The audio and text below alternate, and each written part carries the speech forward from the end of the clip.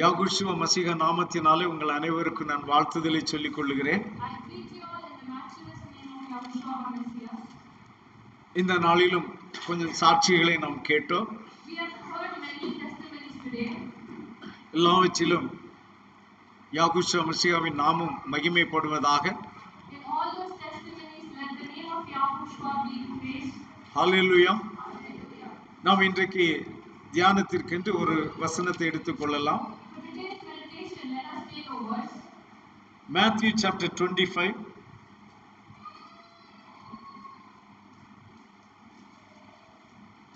verses 1 to 4. Matthew chapter 25 verses 1 to 4. Then the kingdom of heaven shall be likened to 10 virgins who took their lamps and went out to meet the bridegroom. Now 5 of them were wise and 5 were foolish. Those who were foolish took their lamps and took no oil with them. But the wise took oil in their vessels with their lamps. Hallelujah. அப்பொழுது பரலோக ராஜ்யம் தங்கள் தீவெட்டிகளை பிடித்துக் கொண்டு மணவாளனுக்கு எதிர்கொண்டு போக புறப்பட்ட 10 கன்னிகைகளுக்கு ஒப்பாயிருக்கும். அவர்களில் 5 பேர் புத்தி உள்ளவர்களும் 5 பேர் புத்தி இல்லாதவர்களுமாய் இருந்தார்கள். புத்தி இல்லாதவர்கள் தங்கள் தீவெட்டிகளை எடுத்துக்கொண்டு போனார்கள், எண்ணெயையோ கூட கொண்டு போகவில்லை. புத்தி உள்ளவர்கள் தங்கள் தீவெட்டிகளோடும் கூட தங்கள் பாத்திரங்களில் எண்ணெயையும் கொண்டு போனார்கள். அல்லேலூயா. இந்த சப்ஜெக்ட் பரலோக ராஜ்யம் எப்படி இருக்கும் என்று நமக்கு சொல்லுகிறது.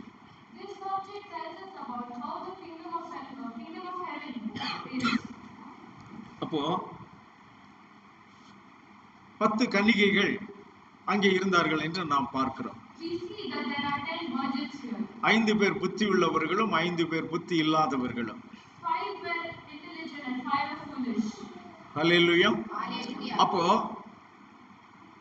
பரலோக ராஜ்யத்துல புத்தி உள்ளவர்களும் இருக்கிறாங்க, புத்தி இல்லாதவர்களும் இருக்கிறாங்களா?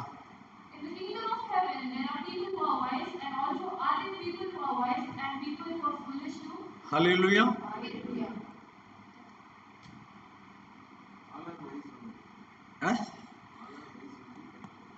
ஆனா வசனம் என்ன சொல்லுகிறது? பரலோக ராஜ்யம் எதற்கு ஒப்பாய் இருக்கிறது என்றால் 10 கன்னிகைகள், அதில் 5 பேர் புத்தி உள்ளவர்கள், 5 பேர் புத்தி இல்லாதவர்கள். The word says that the kingdom of heaven is like the 10 virgins, in which 5 are wise and 5 are foolish. இது என்ன விதமான ஒரு கேள்வியை நம்ம மனதில் கொண்டு வருகிறது? What type of question does this bring to our mind? அப்ப இது பரலோக ராஜ்யம் என்று சொன்னால் வேற ஏதோ ஒரு பிளானட்ல இருக்கிறதான ஒரு ராஜ்யத்தை பத்தி இது பேசல. When we talk about the kingdom of heaven, it's not about something in another planet. ஏன்னா புத்தி இல்லைன்னா அவங்க அங்க போகவே முடியாது. Because if they are foolish, they cannot go there. அங்க இருந்துச்சுன்னா. If it is there. But அது புத்தி இல்லாதவர்களும் ஒண்ணா இருக்கக்கூடிய இடம் எங்கவா இருக்கும்? Where to the place the foolish also can be? நம்ம சபைங்க. It is our church. எங்க? Where? நம்ம சபை. It is in our church. நிறைய பேருக்கு முகம் அப்படியே சோகமா போயிடுச்சு. Many people's face faded. ஏன் போச்சு? Why so? எதுக்காக அப்படி போச்சு? Why did that happen? ஏன்னா உங்களில் நிறைய பேர் நினைக்கிறீங்க நாங்க தான் அந்த புத்தி இல்லாதவங்க.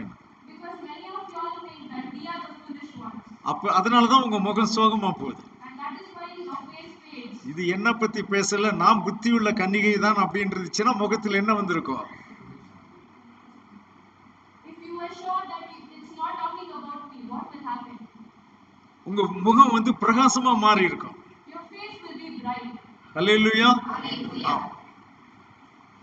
அதாவது நம்ம சபை என்று நான் ஏன் சொன்னேன்னா அது ஆவிக்குரிய உலகம், spiritual world. I mentioned our church because it is the spiritual world. இந்த உலகத்தில் இருக்கிற ஆவிக்குரிய உலகத்தை தான் பரலோக ராஜ்யம் என்று வேதம் சொல்லுகிறது. The spiritual world is being referred as the kingdom of heaven. ஹல்லேலூயா. அப்போ பரலோக ராஜ்யம் என்றால் எங்கே இருக்கிறது என்று நாம் என்ன செய்யக்கூடாது, நினைத்து குழம்ப வேண்டிய அவசியம் இல்லை. We must not confuse that the kingdom of heaven is nowhere. Luke 17 verse 20 பாருங்க, நமக்கு எல்லாருக்கும் தெரிந்த வசனம் தான். Luke 17 verse 20 and verse 21.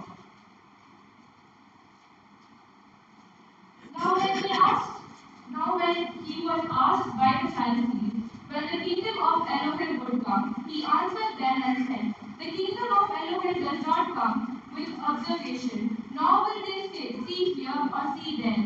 For indeed the kingdom of Elohim is within you. ஹல்லேலூயா. தேவனுடைய ராஜ்யம் எப்பொழுது வரும் என்று பரிசேயர் அவரிடத்தில் கேட்ட பொழுது அவர்களுக்கு அவர் பிரதியுத்தரமாக, தேவனுடைய ராஜ்யம் பிரத்யட்சமாய் வராது, இதோ இங்கே என்றும் அதோ அங்கே என்றும் சொல்லப்படுகிறதற்கும் ஏதுவிராது, இதோ தேவனுடைய ராஜ்யம் உங்களுக்குள் இருக்கிறதே. ஹல்லேலூயா. அப்போ தேவனுடைய ராஜ்யம் எங்கே இருக்கிறது? மனிதர்களுடைய இருதயத்தில் இருக்கிறது. அது வேறு எங்கேயோ இல்லை. இப்ப எல்லா கிறிஸ்தவர்களும் என்ன நினைக்கிறாங்க, பரலோக ராஜ்யம் வேற எங்கேயோ இருக்கிறது, அதனால நாம எல்லாரும் பறந்து அங்க போய் சேருவோம் என்று நினைத்து கொண்டிருக்கிறார்கள். அல்லேலூயா. எத்தனை பேர் அப்படி இப்போ நினைச்சிட்டு இருக்கிறீங்க? நாம வந்து பறந்து அங்க போவோம் பரலோக ராஜ்யத்துக்கு.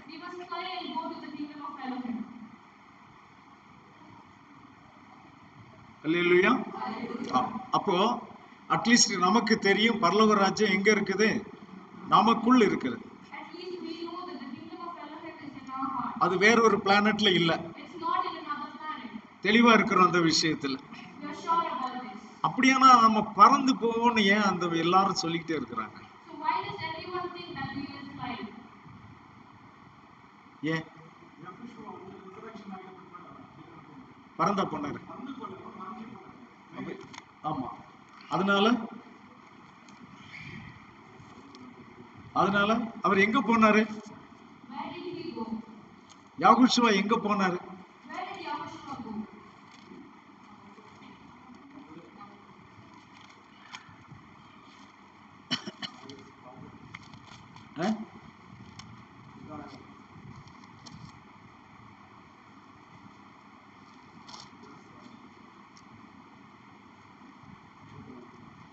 First Thessalonians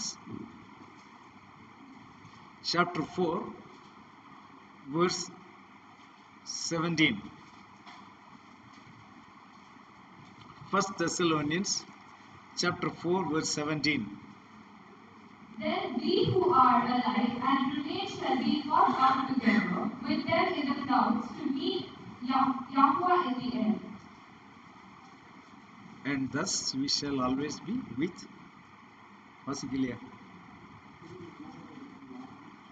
Angupar. And this the last sentence you did not read. And thus we shall always be with Yahuwah. Hallelujah. ஆமா. பின்பு உயிரோடு இருக்கும் நாமும் யாகுவாவுக்கு எதிர்கொண்டு போக, அது வந்து ஆக்சுவலா யாகுஷுவான்னு வாசிக்கணும். யாகுஷுவாவுக்கு எதிர்கொண்டு போக மேகங்கள் மேல் அவர்களோடு கூட ஆகாயத்தில் எடுத்து கொள்ளப்பட்டு இவ்விதமா எப்பொழுதும் யாகுஷுவா உடனே கூட இருப்போம். அல்லேலூயா. சோ இங்க இந்த வசனம் சொல்லுகிறது மேகங்கள் மேல் நாம் எடுத்துக் கொள்ளப்படுவோம் என்று சொல்லுகிறது.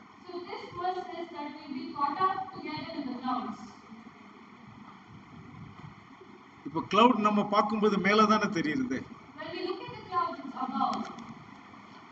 அப்போ மேல பறந்து போனா தானே அந்த கிளவுடுக்கு போக முடியும் நம்ம.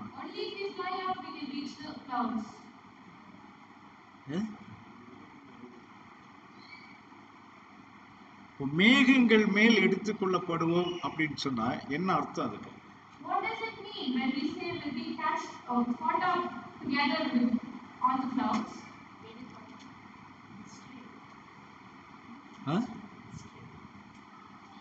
அதாவது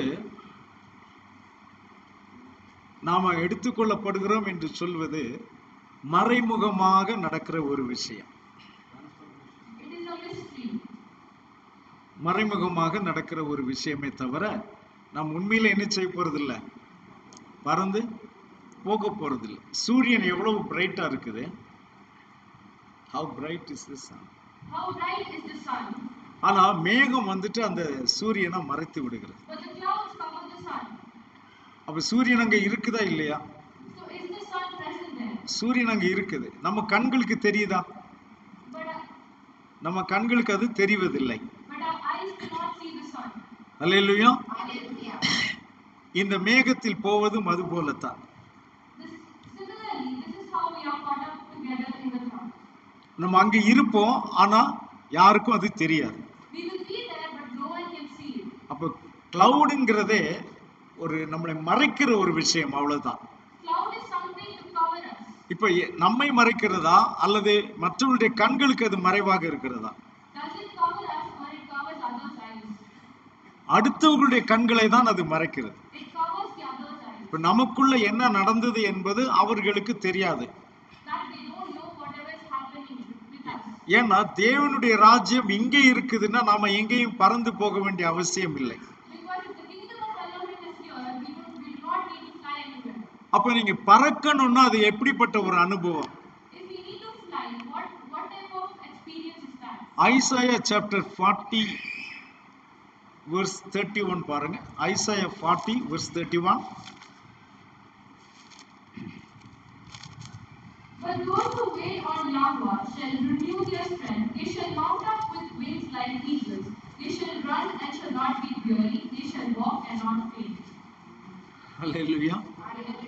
பறக்கிறதுன்னா என்னன்னு பார்த்துக்கிட்டீங்களா? You saw what flying means here. அல்லேலூயா.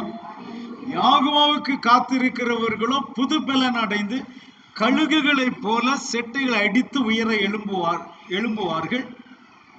அவர்கள் ஓடினாலும் இளைப்படையார்கள், நடந்தாலும் சோர்ந்து போகார்கள். அல்லேலூயா. அப்ப பறக்கிற அனுபவம் என்று சொன்னால் என்ன? What does the flying experience mean? இப்ப யாரெல்லாம் யாகோவாவுக்காக பொறுமையுடன் காத்து கொண்டு இருக்கிறார்களோ Whoever waits patiently for Yahweh, அவர்கள் இந்த பறக்கிற அனுபவத்துக்குள்ளாக கடந்து வருவார்கள். they shall experience this flying.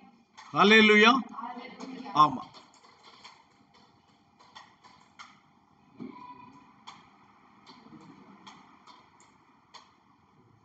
Hallelujah. Thank you, Father. அல்லாம பறந்து போறதுன்னா நாம நினைக்கிற மாதிரி பேர்ட்ஸ் பறக்கிற மாதிரி நாம இப்படி பறந்து போறது இல்ல. It's flying does not mean that how the birds fly. Hallelujah. Hallelujah. ஆமா, எல்லாவற்றுக்கும் வேதத்துல பதில் இருக்கிறது. Everything has an answer in scripture. அப்ப பறந்து போறது என்று சொன்னால் யார் யாகோவாவுக்காக காத்திருக்கிறார்களோ அவர்களுடைய வாழ்க்கையில் நடக்கிறதான மறுரூபம். Here flying means whoever waits for Yahweh, their life will have a transformation in it. ஹல்லேலூயா. அதுதான் பறந்து போறது. That is flying. அப்ப பரலோக ராஜ்யம் எங்கே இருக்கிறது என்றால் அது நமக்குள் இருக்கிறது. So if you ask where is the kingdom of Elohim, it's among us. ஹல்லேலூயா. அப்ப இது எதை குறித்து பரலோக ராஜ்யம் அங்கே 10 கன்னிகைகள் இருந்தார்களானால் எதை குறித்து அது பேசுகிறது? When the 10 virgins are there, what does it talk about? அது ஆவிக்குரிய உலகத்தை பற்றி பேசுகிறது. It talks about the spiritual life, world. ஹல்லேலூயா. ஆமா. அப்ப அந்த பரலோக ராஜ்யத்துல யார் இருக்காங்க? 10 பேர் இருக்கிறாங்க. 5 பேர் புத்தி உள்ளவர்கள், 5 பேர் புத்தி இல்லாதவர்கள். In the kingdom of heaven, who are there? There are 5 wise virgins and 5 foolish virgins. ஹல்லேலூயா. அவங்க யாரா இருக்கிறாங்கன்னா கன்னிகைகளாக இருக்கிறார்கள். They are like virgins. யார் கன்னிகைகள் என்று சொன்னால் Who are the virgins? அவங்க வாழ்க்கையில எந்த விதமான அழுக்கும் இல்லை, எந்த அசுத்தமும் இல்லை, பரிசுத்தமாய் இருக்கிறவர்கள். Virgins are the people who have no sin in their life and they are holy. அப்போ இந்த புத்தி இல்லாத கன்னிகைகளும் கூட பரிசுத்தமாகத்தான் இருக்கிறார். Even the foolish virgins were holy. புத்தி உள்ளவர்களும் பரிசுத்தமாக தான் இருக்கிறார்கள். Even the wise virgins were holy. ஹல்லேலூயா. அப்போ அந்த கதையை நம்ம அப்படி தொடர்ந்து படித்து கொண்டு வந்தால் நாம் என்ன பார்க்கிறோம்? அங்கே When we further read the story, what do we see? அங்கே புத்தியுள்ள கன்னிகைகள் மட்டுமே மணவாளனோடு கூட போனார்கள் என்று பார்க்கிறோம். We see that the only wise virgins go with the bridegroom.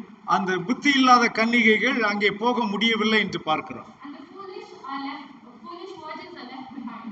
அப்படியானால் நீங்கள் அந்த மணவாளனுடைய ராஜ்யத்திற்குள் போவதற்கு பரிசுத்தம் மட்டும் போதாது. If it is so, to enter the kingdom of heaven, the holiness alone is not enough. The holiness alone is not enough. அப்ப ஒரு கன்னிகையா இருக்கிறாங்க அப்படின்னா பரிசுத்தமாவே இருக்கிறாங்க. Because they are virgins, they are holy. ஆனாலும் அந்த 5 புத்தி இல்லாத கன்னிகைகள் மணவாளன் வரும்போது மணவாளன் கூட போக முடியவில்லை. But they couldn't go with the bridegroom. அப்படியானா பரிசுத்தம் தேவையில்லை என்று நான் சொல்லுகிறேனா? That doesn't mean that I am saying holy is not required. Holiness is not required. அப்படி அல்ல. அதனுடைய அர்த்தம் அது அல்ல. It does not mean like that. பரிசுத்தத்தோடு கூட வேற ஏதோ கொஞ்சம் தேவைப்படுகிறது. We need something else with holiness. Hallelujah. Hallelujah. அப்போ இங்கே எதை அவர்கள் அதிகமாக எடுத்துக்கொண்டார்கள் என்று நாம் பார்க்கிறோம். So here what do we see that they have taken more? எண்ணெயை கையில் எடுத்துக்கொண்டார்கள் என்று பார்க்கிறோம். We see that they have taken oil with them. புத்தியுள்ள கன்னிகைகள் தனியாக ஒரு பாத்திரத்தில் எண்ணெயை எடுத்துக்கொண்டு போனார்கள் என்று நாம் இங்கே பார்க்கிறோம். We see that the wise virgin took certain amount of oil with them in a vessel. ஆனா புத்தி இல்லாத கன்னிகைகள் வெறும் விளக்கை மாத்திரம் எடுத்துக்கொண்டு போனார்கள். But the foolish virgin only took the lamps with them. அவர்களிடத்தில் எண்ணெய் இருக்கவில்லை. They did not have oil with them. இப்ப எண்ணெய் இருக்கவில்லை என்று சொல்லும்போது அவர்களிடத்தில் எக்ஸ்ட்ராவாக எண்ணெய் இருக்கவில்லை என்று அர்த்தம். Here they didn't have oil refers to that they did not have extra oil. அவங்க சுத்தமாவே ஆயில் எடுக்காம வரல. It does not mean that they did not have any oil. அவர்களிடத்தில் ஆயில் இருந்திருக்கும், அதனால அந்த விளக்கை அவங்க பயன்படுத்தி இருப்பாங்க, எல்லாம் உண்மைதான். They might have oil and they may have used it also. ஆனால் தேவைக்கு அதிகமாக அவர்கள் எண்ணெயை எடுத்துக்கொண்டு வரவில்லை. But they did not bring any extra oil. அப்ப அதனால அங்க என்ன நடக்கிறது? So what happens there? தேவையான நேரம் வரும் பொழுது இவர்களுடைய எண்ணெய் தீர்ந்து போய்விட்டது. புத்தி உள்ளவர்களிடத்தில் மட்டும்தான் எண்ணெய் இருந்தது. When the time came, the foolish virgins ran out of oil, but the wise virgins had oil. ஆனால் எப்பொழுதும் மனதில் வைத்துக் கொள்ளுங்கள், இந்த புத்தி இல்லாத கன்னிகைகள் என்றால் அவர்கள் பாவிகள் என்று ஒரு காலம் நாம் நினைக்க கூடாது. We must never think the foolish virgins were sinful. அவர்கள் பாவிகள் அல்ல. They were not sinners. அவர்களும் பரிசுத்தமாகத்தான் இருந்தார்கள். They were also holy. ஆனால் ஏதோ ஒரு காரியம் அவர்களிடத்தில் குறைந்தது. But something was a fault in them. வசனத்தின்படி எண்ணெய் அவர்களிடத்தில் குறைந்தது என்று நாம் பார்க்கிறோம். According to the scripture, the oil is the fault. எண்ணெய் என்று சொன்னால் என்ன? What does oil mean? எண்ணெய் என்று சொன்னால் பரிசுத்த ஆவி. Oil means Holy Spirit. அப்ப அவர்களிடத்துல எண்ணெய் இல்லாம இருந்தது. What did they not have? அவர்களிடத்துல பரிசுத்த ஆவி இல்லாமல் இருந்தது. They did not have Holy Spirit. அவர்கள் பரிசுத்த ஆவியினுடைய அபிஷேகத்தை அவர்கள் பெற்றுக்கொண்டிருக்கவில்லை. They did not receive the gift of Holy Spirit. 1 John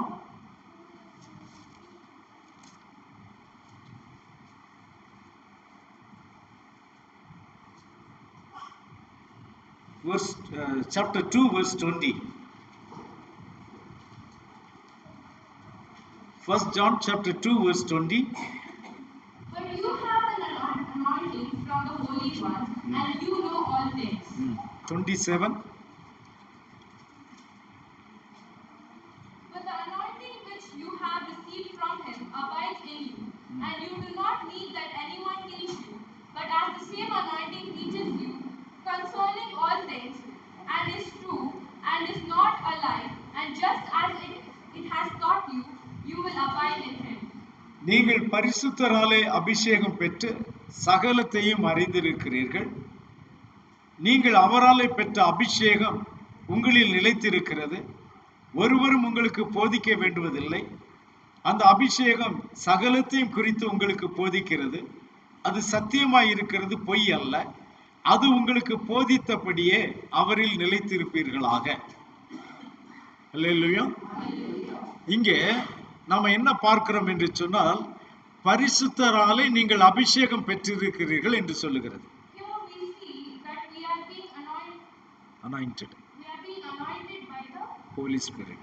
We are being anointed by the Holy Spirit. Hallelujah. Hallelujah. Anointing என்று சொன்னால், அபிஷேகம் என்று சொன்னால் அது எண்ணெயினால் பண்ணப்படுகிறது. Anointing means it's been done with oil. அப்போ இங்கே பரிசுத்த ஆவி தான் அந்த எண்ணெயாக இங்கே இருக்கிறார். Here Holy Spirit is the oil. Hallelujah. Hallelujah. அப்படியானால் அவர்கள் எதை எடுத்துக்கொண்டு போகவில்லை? So what did they not bring? அவர்கள் பரிசுத்த ஆவியை எடுத்துக்கொண்டு போகவில்லை. They did not bring Holy Spirit.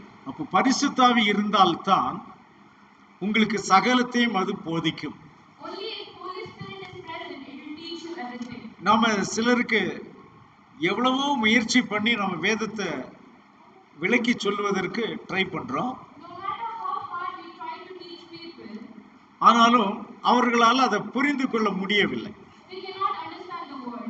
ஏன் அவர்களால் அதை புரிந்து கொள்ள முடியவில்லை? Why can't they understand the word? ஏனெனில் அவர்களுக்குள்ளே பரிசுத்த ஆவி இல்லை. Because there is no Holy Spirit in them. பரிசுத்த ஆவி இல்லை என்றால் உடனே வேறொரு காரியம் அங்கே இருக்கிறது என்று அர்த்தம். When there is no Holy Spirit in them, that means there's something else in it. ஒரு மனிதனுக்குள் என்னென்ன ஆவி எல்லாம் இருக்கும்? What in our spirit may be in a man? 1 Corinthians chapter 2. 1 Corinthians chapter 2 verse 11. For what man knows the things of a man except the spirit of the man which is in him? Even so no one knows the things of Elohim except the spirit of Elohim. மனுஷனில் உள்ள ஆவியை அன்றி மனுஷரில் எவன் மனுஷனுக்குரியவைகளை அறிவான்? அப்படி போல தேவனுடைய ஆவியை அன்றி ஒருவனும் தேவனுக்குரியவர்களை அறிய மாட்டான். அல்லேலூயா.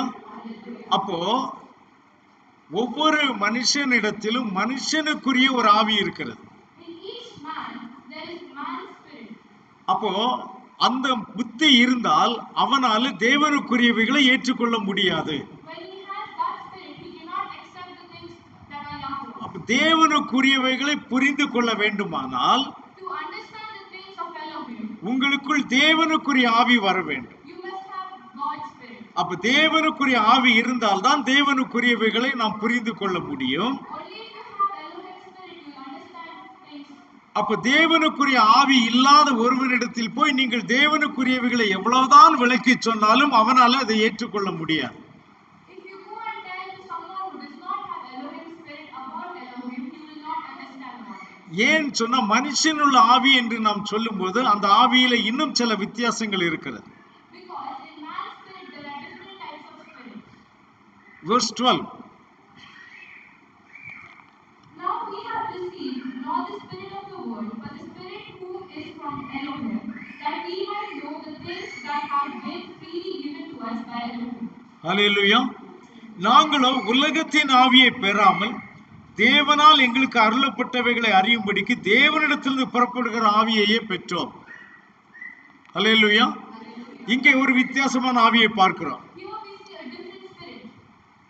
முன்னாலே 11வது வசனத்திலையும் தேவனுக்குரிய ஆவின்னு பார்த்தோம். 12ஆம் வசனத்திலையும் தேவனுடைய ஆவி என்று பார்க்கிறோம்.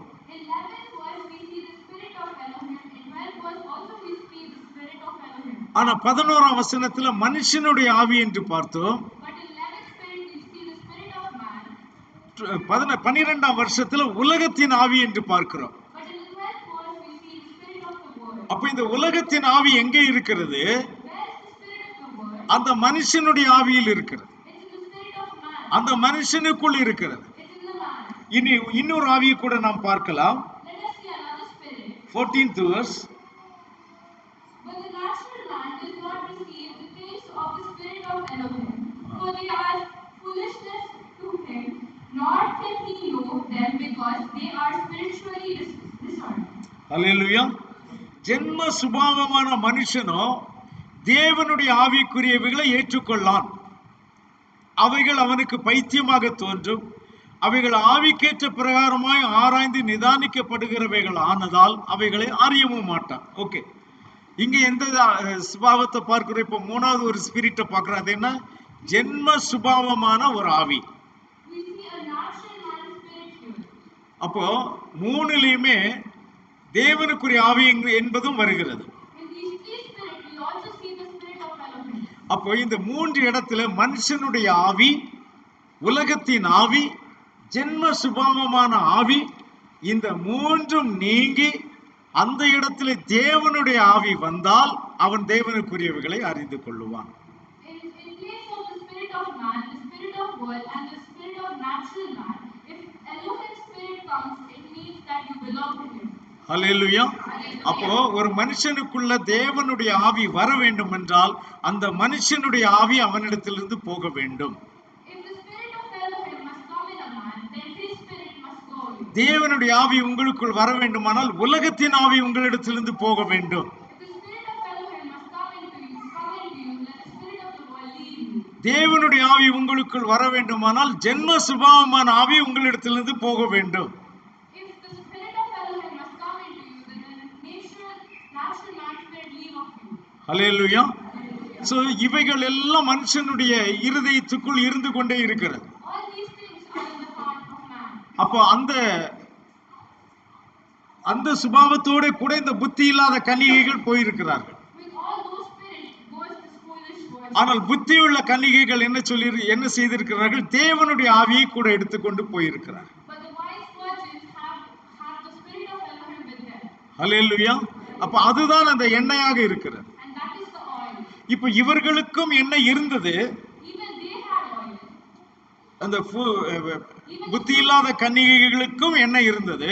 Even the foolish virgins had oil. ஆனால் அவர்களிடத்தில் அது நிரம்ப இருக்கவில்லை. But it was not extra. அந்த எவ்வளவு நேரம் தேவையோ அவ்வளவு நேரத்துக்கு தேவையான எண்ணெய் அவர்களிடத்தில் இல்லை. It was not enough for the time. ஏன்னா அவர்களும் விளக்கை வைத்திருந்தார்கள். Because even they had a lamp. அவர்கள் விளக்கில எவ்வளவு எண்ணெய் இருந்ததோ அதை மட்டும் கொண்டு போனார்கள். They only had the oil that was left in the lamp. ஆனால் புத்தி உள்ள கன்னிகைகளோ எக்ஸ்ட்ராவாக ஆயில் எடுத்துக்கொண்டு போனார்கள். But the wise virgins took extra oil with them. அப்போ எண்ணெயை பற்றி அவர்களுக்கு தெரியாது என்று சொல்ல முடியாது. We cannot say that they do not know about oil. அப்ப நம்ம எல்லாருமே பரிசுத்த ஆவியை குறித்து அறிந்திருக்கலாம். We all may know about the Holy Spirit. பரிசுத்த ஆவி என்ன செய்யும்? But what will Holy Spirit do? John the Gospel chapter 14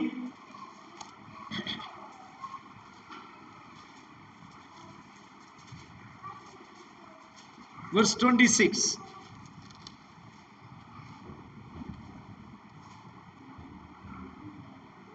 But the Helper, the Holy Spirit, whom the Father will send in my name, he will teach you all things and bring to you your remembrance all things that I have said to you.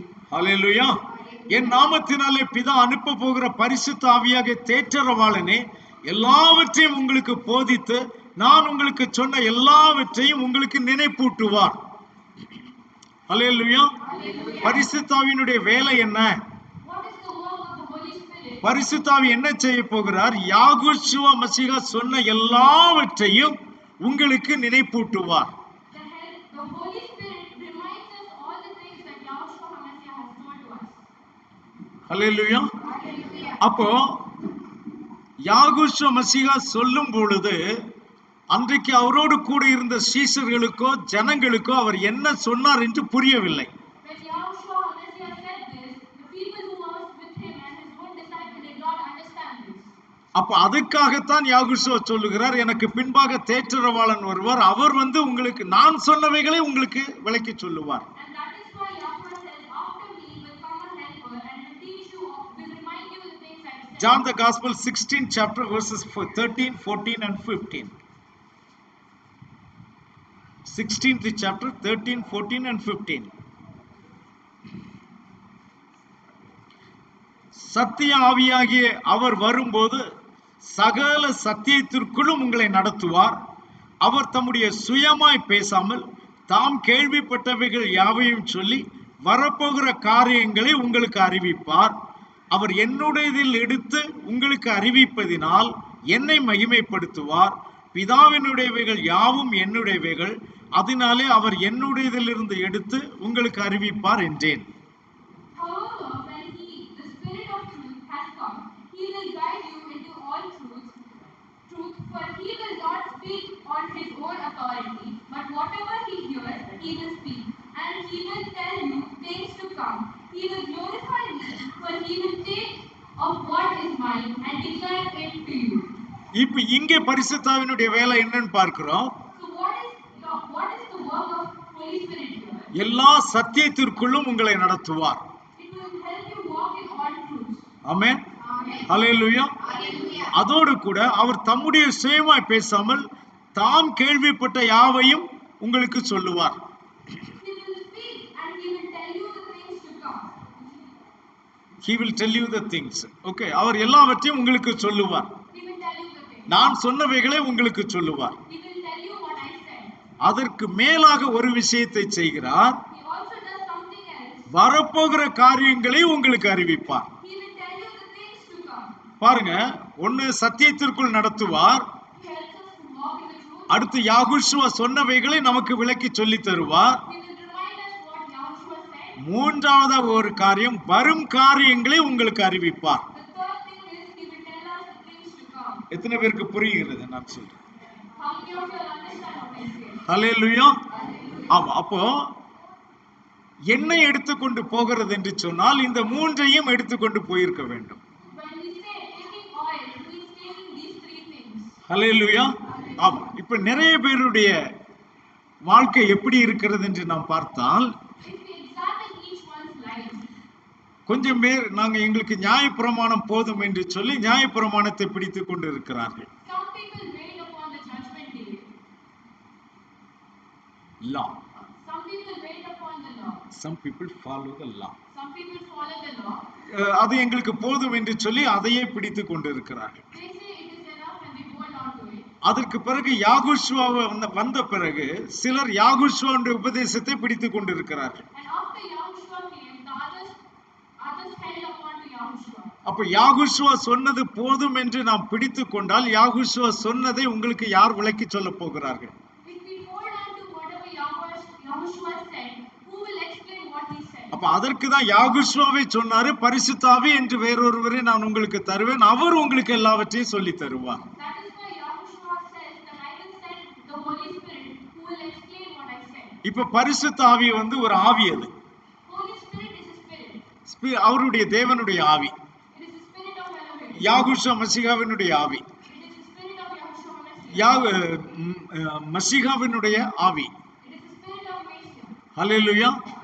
அப்ப ஆவி தனியே செயல்பட முடியாது. Spirit cannot do its own action. Cannot function. Cannot function on its own. ஹல்லேலூயா. அப்ப அது செயல்படுவதற்கு ஒரு சரீரம் தேவைப்படுகிறது. There is a flesh required to function. Hallelujah.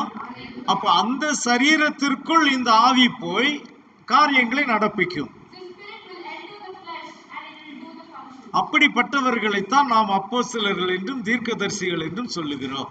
And we name these type of people prophets and disciples, apostles. அப்போ அவர்கள் தேவனால அபிஷேகம் பெற்றிருக்கிறார்கள். These people are anointed by Yahweh. அப்போ அவர்கள் மூலமாக தேவன் இந்த கிரியைகளை செய்து கொண்டு இருக்கிறார். Elohim does these jobs through them. இப்ப நன்றாக ஞாபகம் வைத்துக் கொள்ளுங்கள், இவர்களால என்னென்ன செயல்கள் செய்யப்படும். We must remember what things are done by them.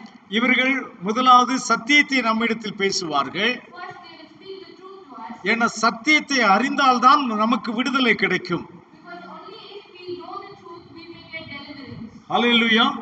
ஆகவே முதலாவது சத்தியத்தை நமக்கு சொல்லித் தருவார்கள். So first they teach us the truth. அதற்கு பின்பு யாகுஷுவா சொன்ன மிகவும் கடினமான விஷயங்களை நமக்கு விளக்கி சொல்லித் தருவார்கள். Then they will explain to us the hard subjects discussed by Yahushua. ஏன்னா யாகுஷுவா சொல்லும் போது அன்றைக்கு கூட இருந்த சீஷர்களுக்கு அவர் சொன்னது என்னவென்று புரியவில்லை. Because that day when Yahushua explained it, his own disciples did not understand it. பின்னாலே வந்த பரிசுத்த ஆவிதான் அதை விளக்கி சொல்லுவார் என்று யாகுஷுவா சொல்லிவிட்டு போனார். Yahushua said later on, the Holy Spirit will explain this to them. அப்ப இன்றைக்கு இருக்கிறதான அப்போஸ்தலர் தீர்க்கதரிசிகள் என்பவர்கள் யாகுஷுவா சொன்னவற்றை நமக்கு விளக்கி சொல்லி தருவார்கள். So today the people called as prophets and apostles will explain the things that Yahushua said. அதற்கு மேலாக இந்த அப்போஸ்தலர்கள் தீர்க்கதரிசிகள் என்பவர்கள் மூலமாக இனி வரப்போகும் காரியத்தையும் அவர்கள் நமக்கு சொல்லி தருவார்கள். They will also tell us the things to come. அவைகளை யாகுஷுவா நமக்கு வெளிப்படையாக சொல்லி தரவில்லை. Yahushua does not reveal us to us directly. கடைசியில நம்ம வெளிப்படுத்தின விசேஷம் என்கிறதான புஸ்தகத்தை பார்க்கிறோம். We see the revelation in the end. அதுல யாருமே சரியான விளக்கத்தை சொல்லக்கூடிய ஆட்கள் இந்த உலகத்தில் இல்லை. There's nobody who can explain it properly in this world. Hallelujah. Hallelujah. அப்ப அதை விளக்கி சொல்ல யார் வேணும்? Who do we need to explain this? அதை விளக்கி சொல்ல பரிசுத்த ஆவி வேண்டும். We need Holy Spirit to explain this. அதாவது பரிசுத்த ஆவியை பெற்றவர்கள் வேண்டும். We need the people who have the Holy Spirit. Hallelujah. Hallelujah. அப்ப அந்த செய்தியை யார் பெற்றுக் கொள்ளுகிறார்களோ அவர்கள்தான் எண்ணெயை தங்களோடு கூட எடுத்துக்கொண்டு போனவர்கள் ஆவார்கள். Whoever receive this message are the people who carry the oil with them. அல்லேலூயா. இந்த மூன்று விஷயமும் இருக்க வேண்டும். All these three things must be in them. ஆமா, இந்த மூன்றும் இருந்தால்தான் அது எண்ணெயை தங்களோடு கூட கொண்டு போனதற்கு அடையாளமாக இருக்கிறது. When these three things are with them, it shows that they are having oil with them. ஏன்னா வரப்போகிற காரியங்களை அவர்கள் அறிவிப்பார்கள் அல்லவா? Because they will tell the things to come. வரப்போகிற காரியம் என்ன? What is the things to come? என்ன காரியம் வரப்போகிறது? What is going to come? தரிசனமா? சொப்பனா? வேற என்ன காரியம் வரப்போகிறது? வசனம் சொல்லுகிறது யாகுஷா மசிகா வருவார் என்று சொல்லுகிறது. Scripture says Yahushua Messiah will come. 2 Peter 2 Peter chapter 3. 2 Peter chapter 3 verse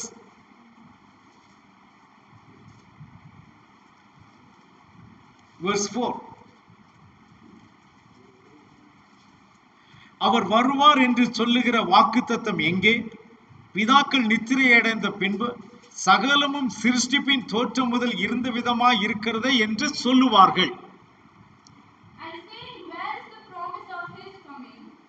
For since the fathers fell asleep, all things continue as they were from the beginning of the creation. அப்ப அவர் வருவார் என்று சொல்லுகிற ஒரு வாக்குத்தத்தம் இந்த உலகத்தில் இருக்கிறது. There is a promise that he is coming.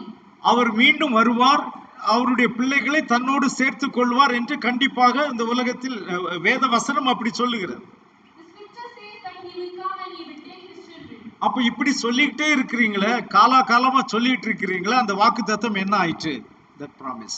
What happened to the promise that you say this every year? எது எல்லாமே இருந்த மாதிரியே இருக்குது. It is just like as it is. எந்த மாற்றமும் இல்லையே, There's no difference. இன்னும் அவர் வரவில்லையே He still not come. என்று எல்லாரும் சொல்லிக் கொண்டுதான் இருக்கிறார்கள். Like when many people question us. சிலர் வெளிப்படையாக சொல்லிவிடுகிறார்கள். People ask us directly. Say this directly. Say this directly. சிலர் மனதுக்குள் சொல்லிக் கொள்ளுகிறார்கள். Some people think this in their heart. மனதுக்குள் சொல்லிக் கொள்ளுகிறவர்கள் எப்படி இருப்பார்கள் என்று சொல்லுகிறேன். மனதுக்குள் சொல்லிக் கொள்ளுகிறவர்கள் அவர்களுடைய லைஃப் எப்படி இருக்கும்? How will the people who think of it in their mind, how will their life be? மனதுக்குள் சொல்லிக் கொள்ளுகிறவர்கள் தேவனுடைய காரியத்திலே சீரியஸாக இருக்க மாட்டார்கள். The people who think in their heart will not be serious in the will of Yahweh, in the works of Yahweh. அவர்களுக்கு இந்த பக்தி என்றால் அது ஒரு விசேஷமே இல்லை. For them, righteousness is not a big deal. நாம கொரிந்தியர்ல வாசிச்சோம், அது அவர்களுக்கு பைத்தியமாக தோன்றும் என்று சொல்லப்படும். In Corinthians, we saw it is foolishness for them. கணவன் மனைவியை பார்த்து சொல்லலாம், Husband may look at his wife and say, இந்த விஞ்ஞான உலகத்துல, இந்த சயின்ஸ் உலகத்துல கூட நீ இன்னும் இதை நம்பிக்கிட்டு இருக்கிறியா? in this world of science, you still believe this. பக்தி இருக்க வேண்டியதா, You must have that faith, ஆனா அது ஒரு லிமிட்டோட வச்சுக்கணும். but it must be a limit. அப்படி சீரியஸெல்லாம் நீங்க எடுத்துக்க கூடாது. You must not take it seriously. Sometimes wife சொல்லுவா புருஷன்கிட்ட, Sometimes the wife will ask the husband, பாருப்பா பக்தி எல்லாம் ஓகே தான், ஆனா நம்ம சீரியஸா எடுத்துக்க கூடாது. faith is fine, but we must not take it seriously. நம்ம இந்த உலகத்தையும் என்ஜாய் பண்ணணும். We must enjoy this world. அதெல்லாம் தேவன் தானே படைச்சிருக்கிறாரு. All this is created by Elohim. அப்ப அதையும் நாம என்ன செய்யணும்? கொஞ்சம் என்ஜாய் பண்ணணும். We must enjoy that also. எல்லாம் ஒரு லிமிட்டோட வச்சிருக்கணும் But we must have it all under a limit. அப்படின்னு சொல்லுவாங்க. இவங்க யாரு? Who are they? இவங்களுக்குள்ள அவர் எங்க வரப்போறாரு, எவ்வளவு காலமா சொல்லிட்டு இருக்கிறாங்க அப்படின்னு இருதயத்துக்குள் சொல்லுகிறவர்கள். These people may say in their heart, when will he will he come? அப்படி சொல்லக்கூடியவர்கள் தான் இந்த உலக பிரகாரமான வாழ்க்கை நடத்துவார்கள். These people will have a worldly life. அவர்களுக்கு ஆவிக்குரிய விஷயம் இரண்டாவது விஷயம்தான். The spiritual actions are the secondly thought in their mind. அப்போ நாம அவர்களோட கூட தான் வாழ்ந்துட்டு இருக்கிறோம். We are living with them. ஆனா நாம ஆவிக்குரிய விஷயத்துல இல்ல இதுதான் ரொம்ப முக்கியம் என்று உலகத்துக்கு காட்டக்கூடிய இடத்துல நாம இருக்கிறோம். But we are in a place that we say that spirituality is important. அதுதான் ஆயில கையில கொண்டு போறதுன்னு அர்த்தம். And this is what having oil in your hand means. ஹல்லேலூயா. ஏன்னு சொன்னா எப்ப வருவார் என்று யாருக்கும் தெரியாது. Because we do not know when he will come. அது நமக்கு தெரியாதபடியினால நாம எப்பொழுதும் ஆயத்தமாக இருக்க வேண்டும். Because we do not know, we must always be ready. நாம சொல்லலாமா இன்னும் 5 வருஷம் கழிச்சு தான் வருவாரு, நம்ம அந்த 4 வருஷம் முடிஞ்ச பிறகு நம்ம பாத்துக்கலாம்னு சொல்லலாமா? Can we say that he will come in 5 years and let us take care after 4 years? அப்படி நம்ம சொல்ல முடியாது. We cannot say so. ஏன்னா எப்ப வருவார்னு யாருக்குமே தெரியாது. Because no one knows when he will come. ஆகையினால எப்பொழுதும் ஆயத்தமாக இருக்க வேண்டும் என்பதுதான் தேவன் நமக்கு கற்றுக் கொடுக்கிற விஷயம். So the Elohim teaches us to be ready forever. அதுதான் கன்னிகைகளை புத்தியுள்ள கன்னிகைகளாக மாற்றுகிறது. And that changes the virgin into wise virgin. ஹல்லேலூயா. ஆமா, எப்படி அவர்களை வித்தியாசப்படுத்துகிறது என்று பாருங்க. How does it differentiate them? புத்தியுள்ள கன்னிகைகளிடத்திலே ஆயில் இருக்கிறது. The wise virgins had oil. அந்த ஆயில் என்று சொன்னால் அவர்களிடத்திலே 3 விதமான மெசேஜ் இருக்கிறது. The oil means they have 3 messages with them. சொல்லுங்க என்னெல்லாம்? What are the messages? என்னென்ன மெசேஜஸ் இருக்கு? வரும் காரியங்களை சொல்லுவது, சத்தியத்தை சொல்லுவது,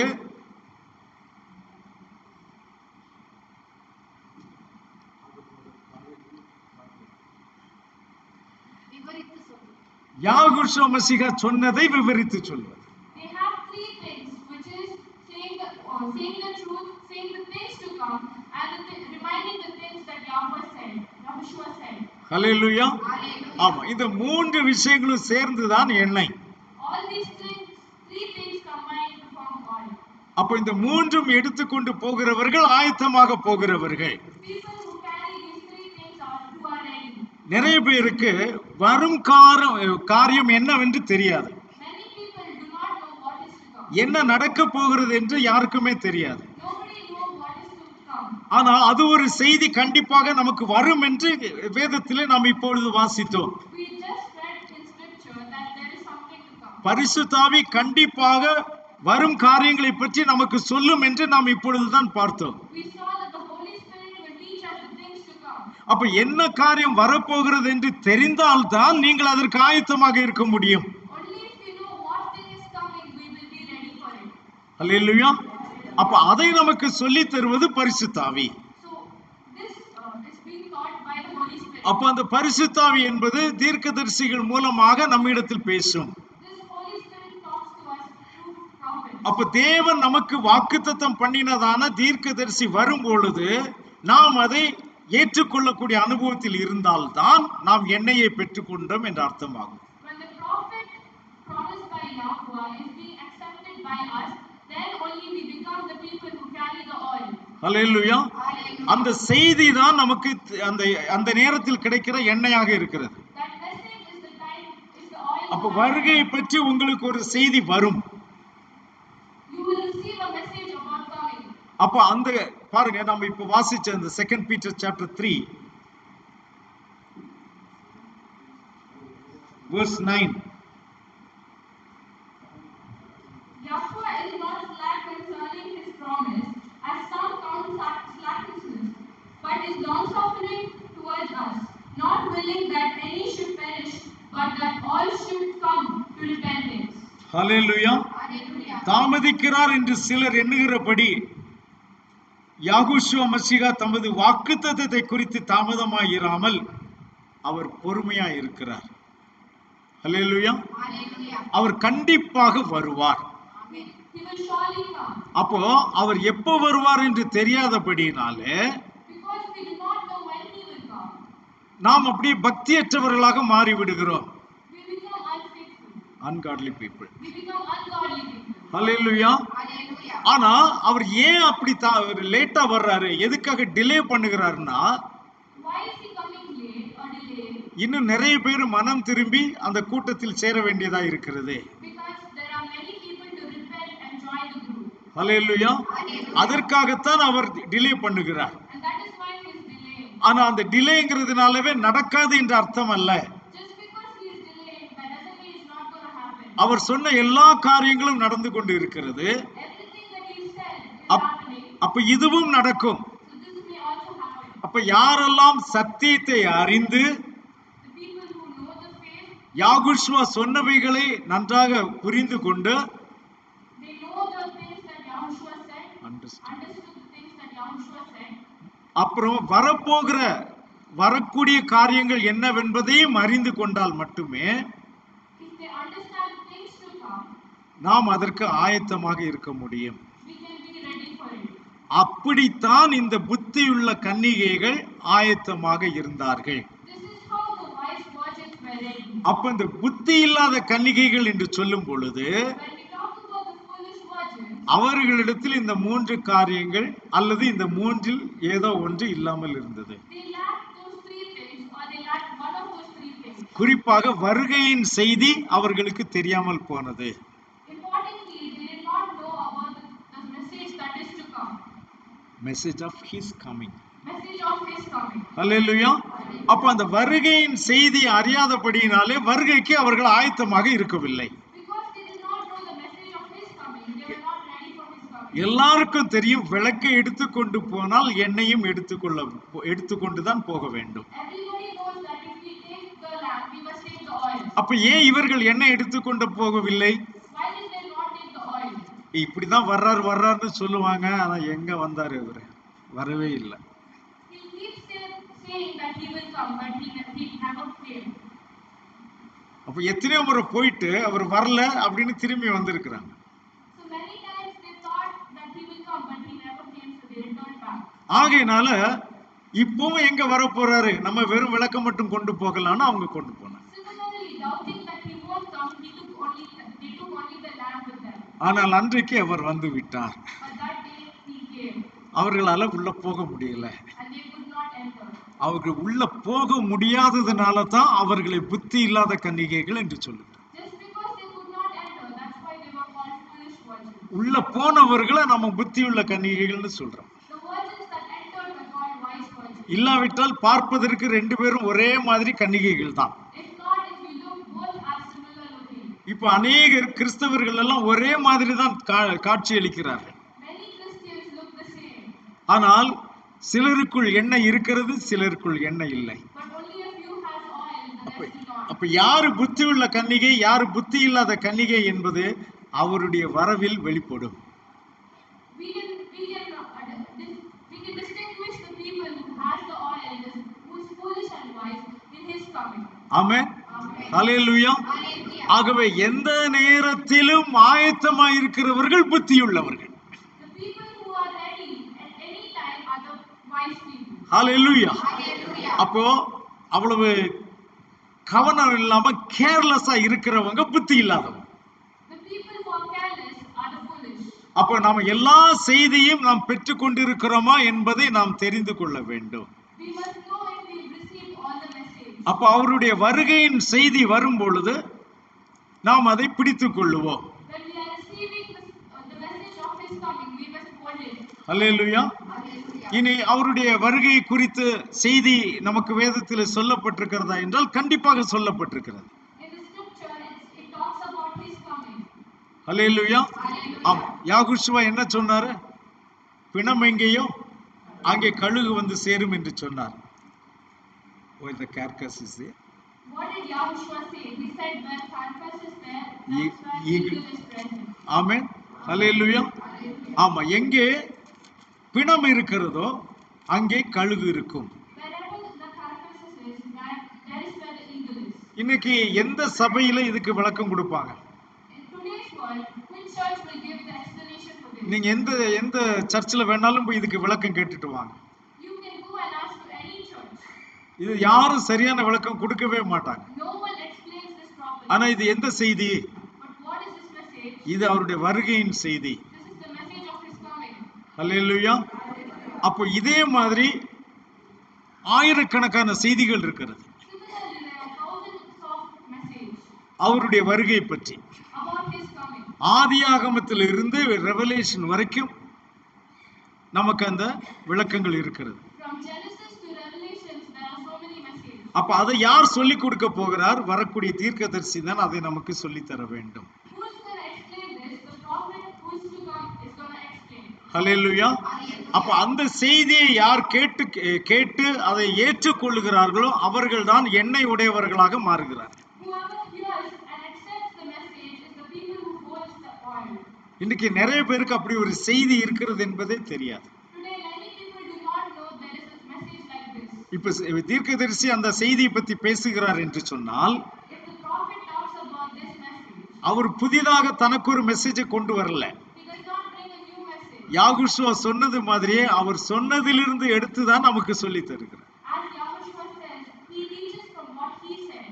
ஏன்னா பிணம் எங்கேயும் அங்கே கழுகுகள் கூடும் என்று நாம் முன்னால என்ன நினைத்து கொண்டிருந்தோம்? What were we thinking about the word that when carcass is there is where eagle is? யாகுஷுவா வரும்போது எல்லாரையும் அழித்து போடுவாரு, அதனால அவங்க அந்த பிணத்தை சாப்பிடுவதற்கு கழுகுகள்லாம் வந்து கூடுன்னு நாம நினைச்சிட்டு இருந்தோம். We may think that when Yahushua comes, he may kill us and to eat Kill us. many, he will kill many. He will kill many and to eat the carcasses the eagle may come. ஆனா உண்மை அப்படியா? இந்த வசனத்தினுடைய அர்த்தம் அதுவா?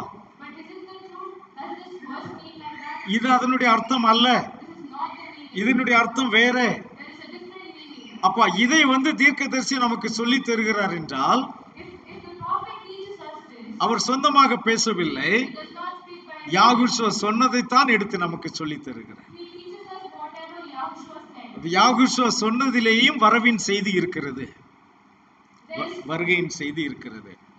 the message of his coming in Yahushua's words. Hallelujah. Hallelujah. ஆனா அது யாகுஷுவா விளக்கமா சொல்லி தரல. But Yahushua does not explain this in detail. Did not explain. Did not explain it in detail. Hallelujah. Hallelujah. ஆனா தீர்க்கதரிசி வரும்போது பரிசுத்தாவின் மூலமாக அதை நமக்கு தெளிவாக விளக்கி சொல்லி தருகிறார். When the prophet came with Holy Spirit, he explained this in detail. அப்ப யாகுஷுவா சொன்ன அந்த வாக்குத்தத்தம் அங்கே நிறைவேறுகிறது. So the promise that Yahushua gave is fulfilled. அப்ப இந்த தீர்க்கதரிசி சொல்லுவதை யார் ஏற்றுக்கொள்கிறார்களோ அவர்கள் எண்ணெய் உடையவர்களாக மாறுகிறார். Whoever accepts the words of the prophet is the people who carry the oil. அவர்கள் தான் ஆயத்தம் உள்ளவர்களாக இருக்கிறார்கள். They are the people who are ready. அவர்கள் தான் புத்தியுள்ள கன்னிகைகளாக மாறுகிறார். And they are the wise virgins. அப்ப இன்றைக்கு நமக்கு கொடுக்கப்படுகிற அழைப்பு என்ன? What is the calling for us today? நீங்கள் கன்னிகைகளா இருக்கலாம், பரவாயில்லை. You may be any virgin. ஆனா நீங்க கன்னிகைகளா இருப்பதினாலேயே நீங்கள் பரலோக ராஜ்யத்திற்குள் போய்விட முடியாது. Just because you are virgins doesn't mean you can enter the kingdom of heaven. புத்தியுள்ள கன்னிகையா இருக்க You வேண்டும். must be wise virgin. அப்ப இப்பொழுது நாம் சிந்திக்க வேண்டியதெல்லாம், நான் புத்தியுள்ள கன்னிகையா இருக்கிறேனா? We must think if we are wise virgins. ஆனா புத்தியுள்ள கன்னிகையாக இருக்கிறேனா என்று சிந்திப்பதற்கு முன்பாக நான் ஒரு கன்னிகையாக இருக்கிறேனா என்பதையும் பார்க்க வேண்டும். Before thinking if I am a wise virgin, let us first think if we are virgins. அப்போ கன்னிகையா இருக்கிறோம் என்ற உறுதி வந்த பிறகு அதிலே நான் புத்தியுள்ள கன்னிகையாக இருக்கிறேனான்னு பார்க்க வேண்டும். After having the assurance that we are virgins, let us think if we are wise virgins. நாம் அப்படியெல்லாம் புத்தியுள்ள கன்னிகையாக இருக்கிறோமா இல்லையா என்று சிந்திக்க தவறினால் If we fail to think if we are wise virgins or not, நாம இங்க வருவதெல்லாம் வேஸ்ட் தான். there's no use of coming here. எதற்கு நாம் தேவனுடைய ஆலயத்துக்கு வருகிறோம் என்றால் அந்த நேரத்திற்கு ஆயத்தமாக இருக்கும்படி தான் நாம் வருகிறோம். We come to his presence to be ready for that moment. அல்லேலூயா. இல்லையென்றால் நாம் செய்கிறதெல்லாம் waste. If not, everything that we do is waste. அந்த காலத்திலே யாகுஷுவாவும் சொல்லியிருக்கிறார், இந்த ஜனங்கள் எனக்கு வீணாய் ஆராதனை செய்கிறார்கள் என்று சொல்லி. Matthew 15:9. Matthew 15:9.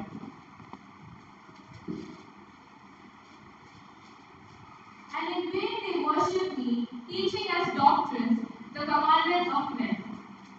அல்லேலூயா. Hallelujah. மனுஷருடைய கற்பனைகளை உபதேசங்களாக போதித்து வீணா எனக்கு ஆராதனை செய்கிறார்கள். அப்போ வீணாய் செய்யக்கூடிய ஒரு ஆராதனையும் இருக்கிறது. There's a worship that is being worshipped in அப்ப vain. நான் இன்றைக்கு செய்கிற ஆராதனை சரியான ஆராதனையா அல்லது வீணாய் செய்கிற ஆராதனையா? The worship that I'm நீங்கள் சரியான ஆராதனை செய்திருந்தீர்களானால் if you're doing the correct worship, நீங்கள் மணவாளனோடு கூட மணவாளனுடைய ராஜ்யத்திற்குள் பிரவேசித்திருப்பீர்கள். you would have entered the bridegroom. நீங்கள் தப்பான ஆராதனை செய்து கொண்டிருந்தால் If you are doing the wrong worship, மணவாளன் வரும்போது நீங்கள் உள்ளே போக முடியாது. you cannot enter when the bridegroom comes. ஆனா கன்னிகையாக நீங்கள் இவ்வளவு தூரம் வந்ததுக்கு நோக்கம் என்ன? What is the main point of coming as a virgin? மணவாளனோடு கூட போக வேண்டும் என்பதற்காகத்தான். It is to go with the bridegroom. ஆனால் கடைசி நேரத்தில் அதை இழந்து போனதுனால அவர்களை புத்தி இல்லாதவர்கள் என்று சொல்லுங்க. But at the last moment, they lost it, and thus they were called the foolish virgins. ஆனால் நாம் யாராக இருக்கிறோம் என்பதை நாம் சிந்தித்து பார்க்க வேண்டும். Today we must examine ourselves. நாம் எல்லாரும் எழுந்து நிற்கலாம். Shall all we stand up?